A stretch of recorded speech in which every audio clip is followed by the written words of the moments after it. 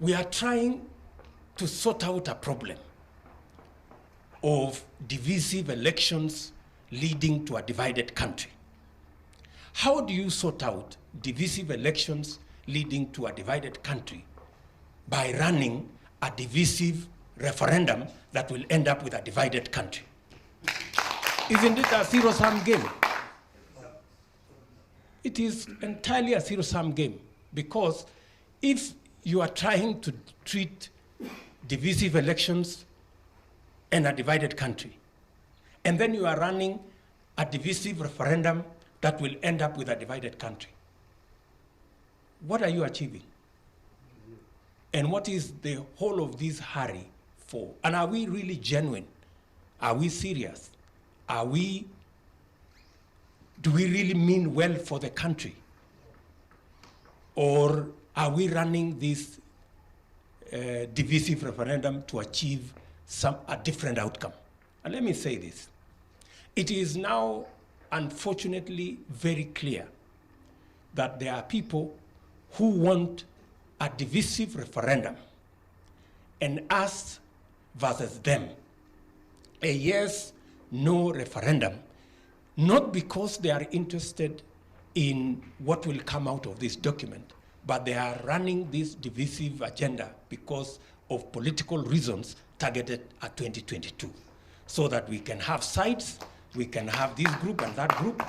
And I want to ask Kenyans not to participate in this divisive agenda. Let us have a situation where we can sit down, build consensus, and move the country together if we are genuinely interested in a united country. Because it is very clear to us now that anybody with an alternative view, anybody who has views that can improve the document, is now being told, go to no. Why do you want to force people to go to no when we can all be united through consensus and build one united country? Na maneno ambaye tunasema is to ask our friends who are driving the BBI train.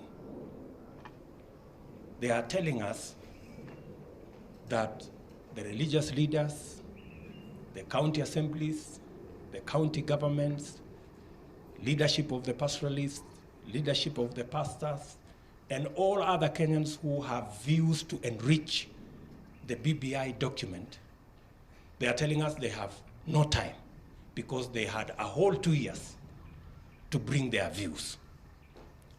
I am asking them respectfully that the document we have, which has taken us 2 years, has so many gaps and is so controversial that unless you accommodate the views of the various stakeholders, we will end up with a lose-lose outcome. Those who will attempt to pass this document will end up with a bad constitution. And those who want to enrich this document will have lost an opportunity to enrich the document so that we can end up with a better document.